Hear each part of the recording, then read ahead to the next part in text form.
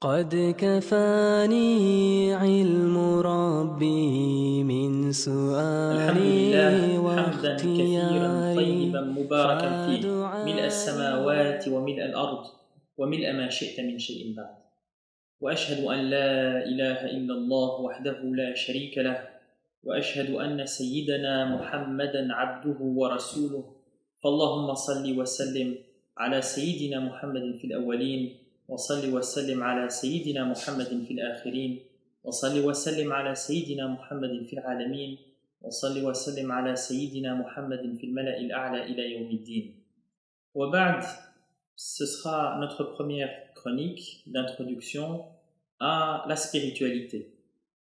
Et avant de commencer ce cours, la première des choses, c'est de s'arrêter un moment sur la notion d'intention.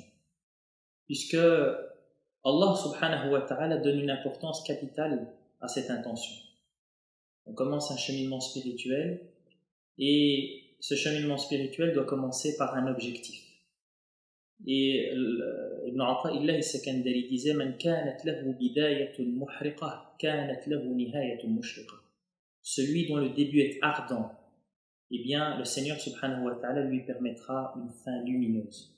À chacun alors de faire en sorte que son désir de Dieu subhanahu wa ta'ala soit profond afin que le don que le Seigneur subhanahu wa ta'ala lui donnera au terme de son cheminement soit extraordinaire. Le cheminement spirituel, pour pouvoir l'introduire de manière correcte, il faut comprendre qu'il s'agit là d'une science. Et cette science doit être étudiée au même titre que toutes les autres sciences. Cette science, nous la retrouvons dans la tradition de Gabriel, qui est l'une des plus importantes puisque les savants l'appelaient Sunnah. Ils appelaient cette tradition la mère de la tradition prophétique ou la source des traditions prophétiques. De la même manière qu'il existe pour le Coran une source qui sera Al-Fatiha, qui sera Surat Al-Fatiha, la Surat 1 du Coran, et bien pour la tradition du prophète, alayhi salatu wassalam, celle qui regroupe l'ensemble des sens et l'ensemble des enseignements du prophète, alayhi salatu wassalam, ce sera la tradition dite de Gabriel. Dans cette tradition de Gabriel, Omar ibn al-Khattab, radiallahu tabaraka wa ta'ala anhu, qui était le narrateur de l'histoire, disait Baynama nahnu julusun 'inda Rasulillah sallallahu alayhi wa alihi wa sallam. Alors que nous étions assis en compagnie du prophète sallallahu alayhi wa sallam, un homme vint vers lui. Un homme vint vers lui et Omar ibn al-Khattab en donnera un certain nombre de caractéristiques. Il dira ses vêtements étaient d'une blancheur éclatante et ses cheveux d'une noirceur intense. L'homme ne portait aucun signe de voyage et pourtant aucun d'entre nous ne semblait le connaître. Et cet homme vient devant le prophète alayhi salatu wassalam, il s'installe devant lui, colle ses genoux contre ceux du prophète alayhi salatu wassalam, place ses mains sur ses cuisses ou sur les cuisses du prophète alayhi salatu wassalam selon donc l'avis des savants, et va poser une première question. Qu'est-ce que l'islam? Et lui posera ensuite une deuxième question. Qu'est-ce que l'iman? Qu'est-ce que la foi? La première, qu'est-ce que la soumission? Et la deuxième question, qu'est-ce que la foi? Et une troisième question, qu'est-ce que l'excellence? Et puis une quatrième et une cinquième question, quand est-ce que viendra le moment de l'heure? Et lorsque le prophète alayhi sallam n'a pas répondu à cette question, n'a pas su lui répondre, il lui a posé à ce moment-là une deuxième question, quels sont les signes de la fin des temps? Cette tradition, comme nous l'avons dit, aborde les grands thèmes de notre religion qui sont fondamentalement trois, qui sont au niveau de trois. Le premier domaine de la religion, c'est l'islam, la soumission, c'est-à-dire les principes qui doivent régir l'ensemble des actions que nous sommes susceptibles d'accomplir. Et de cette première question, nous tirons une science, qui est la science de la jurisprudence, avec évidemment tout un panel qui permettent finalement d'aboutir à ce qu'on appelle un statut juridique, c'est-à-dire un qualificatif de notre action qui nous vient de Dieu subhanahu wa ta'ala. Les fondements de ces principes, eh bien, ce sont les 5 piliers de l'islam que nous connaissons. Puis Gabriel pose une deuxième question. Qu'est-ce que le dogme? Qu'est-ce que l'iman? C'est-à-dire les données, les informations auxquelles chaque individu musulman doit croire. Et le prophète alayhi salatu wassalam lui cite les fondements de ces données qui sont les 6 piliers de la foi que nous connaissons et on tire justement de là une autre science, un autre domaine religieux qui est le dogme ou ilm tawhid, la science de l'unicité de Dieu subhanahu wa ta'ala. Gabriel posait une troisième question, qu'est-ce que l'excellence? Mal ihsan. Et là, ce domaine est un domaine qui est également très très important, au même titre que les autres, peut-être même plus, puisque ce domaine c'est celui de la spiritualité. L'être humain ne doit pas simplement accomplir un ensemble d'actions, s'interdire d'en commettre d'autres, etc. L'être humain ne doit pas simplement comprendre un certain nombre de choses avec sa tête. L'être humain doit vivre le lien avec Dieu subhanahu wa ta'ala. Et le prophète alayhi salatu wassalam définira cela par 2 piliers. Le premier pilier c'est an ta'budallah ka'annaka tarah, c'est-à-dire de vivre la présence de Dieu subhanahu wa ta'ala. À chaque instant de ressentir du plus profond de notre cœur, du plus profond de notre âme, que Dieu subhanahu wa ta'ala est présent avec nous, que Dieu subhanahu wa ta'ala nous entend, que Dieu subhanahu wa ta'ala est avec nous. Ça c'est le premier pilier qui est le fait, la conscience de Dieu subhanahu wa ta'ala. Le deuxième pilier c'est l'observation, c'est-à-dire que si je ne suis pas capable de vivre cet état de présence à Dieu subhanahu wa ta'ala continu, eh bien je dois rechercher cet état-là. Et pour le rechercher, je dois essayer de voir, d'observer Dieu subhanahu wa ta'ala à chaque instant de ma vie. Je suis distrait et au moment où je reviens à moi-même, au moment où à nouveau je me rends compte de cette vérité qui est la présence de Dieu subhanahu wa ta'ala, eh bien je dois me poser la question. Dieu subhanahu wa ta'ala est autour de moi. Je peux le voir, le Seigneur subhanahu wa ta'ala, évidemment dans le sens figuré. Voir Dieu subhanahu wa ta'ala dans la beauté de l'univers, voir Dieu subhanahu wa ta'ala dans la grandeur de ce qui nous entoure, voir Dieu également subhanahu wa ta'ala dans ce qu'il nous apporte, dans l'intérêt que nous avons de connaître Dieu subhanahu wa ta'ala. Dieu subhanahu wa ta'ala nous accorde à chaque instant, à chaque minute, et donc nous devons voir Dieu subhanahu wa ta'ala dans les ni'am, dans les bienfaits qui nous arrivent. Ne remercions pas le facteur, remercions celui qui nous envoie le message, qui est le Seigneur subhanahu wa ta'ala. Donc les piliers de l'islam sont au niveau de 5, les piliers de l'iman, du dogme, sont au niveau de 6, et puis les piliers de la spiritualité sont au niveau de 2, et l'ensemble des stations spirituelles dont nous allons étudier, Inch'Allah, au fur et à mesure de ces critiques, quelques-unes justement de ces stations, nous verrons qu'elles tournent toutes autour de ces 2 éléments principaux, an ta'budallaha ka'annaka tarah, avoir conscience de Dieu subhanahu wa ta'ala, fa in lam takun tarahu fa innahu yarak, le fait de pouvoir l'observer dans toutes choses. Alors, une fois que nous avons dit ça, finalement, si nous voulions résumer la spiritualité, qu'est-ce que nous pourrions dire? Nous pourrions en fait reprendre l'une des traditions. Alors c'est une tradition qui n'est pas prophétique, c'est-à-dire qu'elle a été prononcée par des compagnons du prophète alayhi sallam qui disaient Man arafa nafsahu faqad arafa rabbah. Celui qui se connaît connaîtra Dieu subhanahu wa ta'ala. Notamment Mu'adh ibn Jabal avait l'habitude de dire et de répéter cette phrase. Man arafa nafsahu faqad arafa rabbah. Celui qui se connaît connaîtra le Seigneur subhanahu wa ta'ala. Qu'est-ce que ça signifie? Eh bien ça signifie tout simplement que la spiritualité finalement c'est quoi? La spiritualité c'est de se connaître pour connaître le Seigneur subhanahu wa ta'ala, ou alors de connaître Dieu, et la connaissance de Dieu subhanahu wa ta'ala nous permettra de mieux nous connaître et donc de mieux nous corriger et donc de mieux nous purifier. Le cheminement de la spiritualité c'est donc très simple, se connaître pour pouvoir se purifier et connaître Dieu subhanahu wa ta'ala d'une manière ou d'une autre.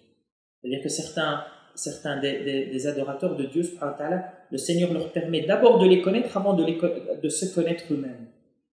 Et d'autres, eh bien, doivent avoir tout un cheminement pour pouvoir se connaître et donc connaître le Seigneur subhanahu wa ta'ala. Et donc le cheminement spirituel, on peut le résumer en un seul terme, c'est la purification. Puisque celui qui pourra connaître Dieu subhanahu wa ta'ala, automatiquement, cette connaissance, elle implique de elle implique la purification. قد أفلح من زكاها وقد خاب من دساها. قد أفلح من زكاها a gagné celui qui se purifie, qui purifie son nafs, qui purifie son être. وقد خاب من دساها a perdu celui qui l'a corrompu. Le Seigneur subhanahu wa ta'ala a résumé tout ce qui permettait de réaliser le bonheur sur terre en cette phrase. قد أفلح من زكاها وقد خاب من دساها. Puisque finalement l'islam est venu pour une seule chose, afin de pouvoir nous purifier. Donc nous résumerons un peu cette chronique simplement en quelques mots en disant 1. Que la spiritualité fait partie des sciences islamiques et que un grand problème vécu aujourd'hui par la communauté, c'est le fait d'avoir mis de côté la spiritualité. C'est d'avoir cru que l'être humain, il devait simplement croire et appliquer. Non, l'être humain doit croire, oui, évidemment, il doit appliquer, oui, mais il y a un objectif derrière tout ça qui est de vivre ce lien avec le Seigneur subhanahu wa ta'ala. Alors certains me diront peut-être que j'ai oublié les 2 dernières questions. Mata as-sa'a, la fin des temps, l'heure, quand est-ce qu'elle arrivera? Et quels sont les signes de la fin des temps? Eh bien, après avoir bien compris les 3 premiers éléments, après avoir vécu la religion de la manière la plus profonde, eh bien Dieu subhanahu wa ta'ala, par le biais de son prophète alayhi salatu wassalam, nous ouvre une autre porte. Et ils nous disent que jusqu'à la fin de temps, se succéderont un ensemble de tranches de l'histoire. Ces tranches ont été décrites par le prophète alayhi afdalu salatu wassalam.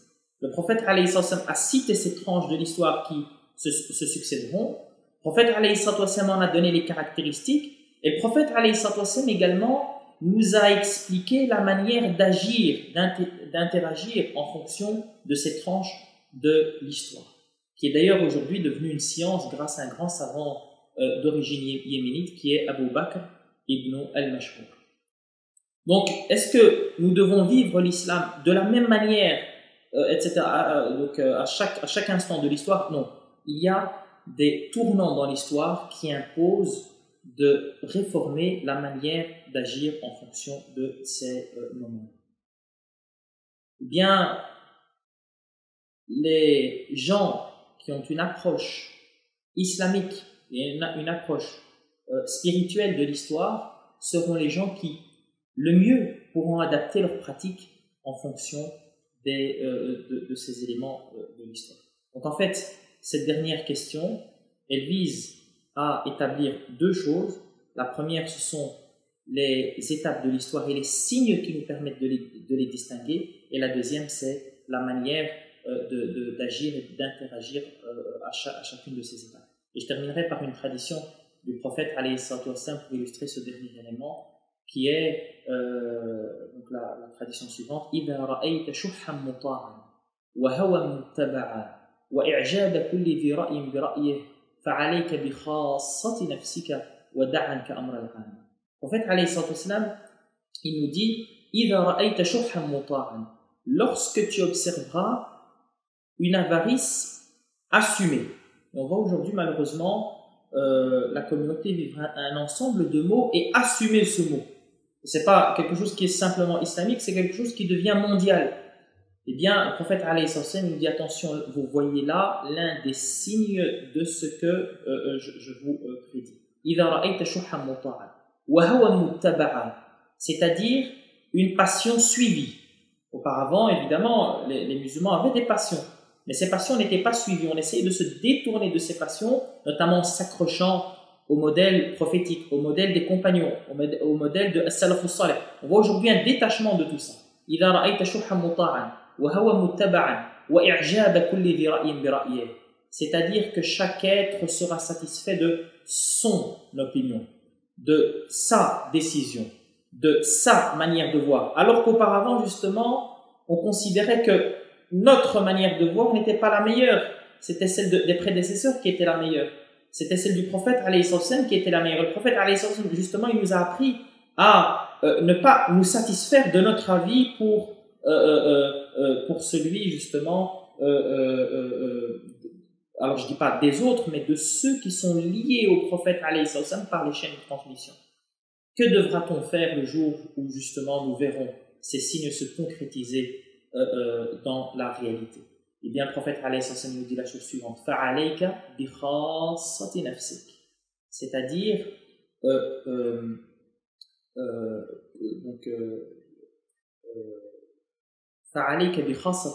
c'est-à-dire fais attention ou reviens plutôt à ton domaine d'influence.